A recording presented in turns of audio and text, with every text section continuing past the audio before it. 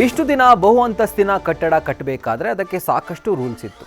ತಾವು ಜಿಬಿಎಗೆ ಕೊಡುವ ಕರಡು ನಕ್ಷೆಯಂಗೆ ಮಾತ್ರ ಬಿಲ್ಡಿಂಗ್ನ ಕಟ್ಟಬೇಕಾಗಿತ್ತು. ಈಗ ಹೈಕೋರ್ಟ್ ಕೊಟ್ಟಿರೋ ಗ್ರೀನ್ ಸಿಗ್ನಲ್ನಿಂದಾಗಿ ಕಟ್ಟಡದ ಮಾಲೀಕರು ತಮ್ಮ ಬಿಲ್ಡಿಂಗ್ನ ಫ್ಲೋರ್ಗಳ ಸಂಖ್ಯೆಯನ್ನು ಹೆಚ್ಚು ಮಾಡಿಕೊಳ್ಳಬಹುದು. ಇದಕ್ಕೆ ಕಂಡೀಷನ್ ಮಾತ್ರ ಅಪ್ಲೈ ಆಗುತ್ತೆ.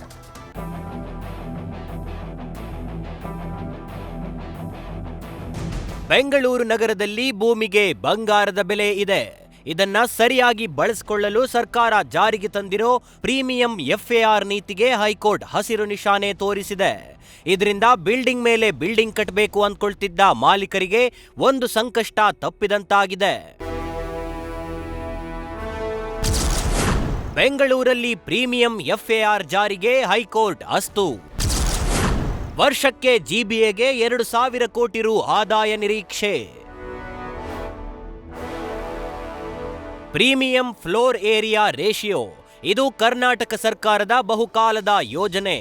ಈಗ ಇದು ಗ್ರೇಟರ್ ಬೆಂಗಳೂರು ಅಥಾರಿಟಿ ಅಡಿಯಲ್ಲಿ ಸಂಪೂರ್ಣವಾಗಿ ರೂಪುಗೊಂಡಿದೆ. ಆದರೆ ಮಾಲೀಕರು ನಗರದಲ್ಲಿ ಕಟ್ಟಡ ನಿರ್ಮಾಣಕ್ಕೆ ಹೆಚ್ಚುವರಿ ಎಫ್ಎಆರ್ ಪಡೆಯುವ ಸಂಪೂರ್ಣ ಅವಕಾಶ ಇರಲಿದೆ. ಈ ಹಿಂದೆ ಇದನ್ನ ಜಾರಿ ತರಬಾರದು ಅಂತ ಹೈಕೋರ್ಟ್ಗೆ ಅರ್ಜಿ ಸಲ್ಲಿಸಲಾಗಿತ್ತು. ಆದರೆ ಅರ್ಜಿ ವಜಾಗೊಳಿಸಿ ಹೈಕೋರ್ಟ್ ಜಿಬಿಎ ಪರವಾಗಿ ತೀರ್ಪು ನೀಡಿದೆ. ಮಾಲೀಕರು ಕಟ್ಟಡ ನಕ್ಷೆ ಸಲ್ಲಿಕೆಯಲ್ಲಿ ಪ್ರೀಮಿಯಂ ಎಫ್ಎಆರ್ ಸೇರಿಸಿ ಪ್ರಸ್ತಾಪಿಸಬಹುದು.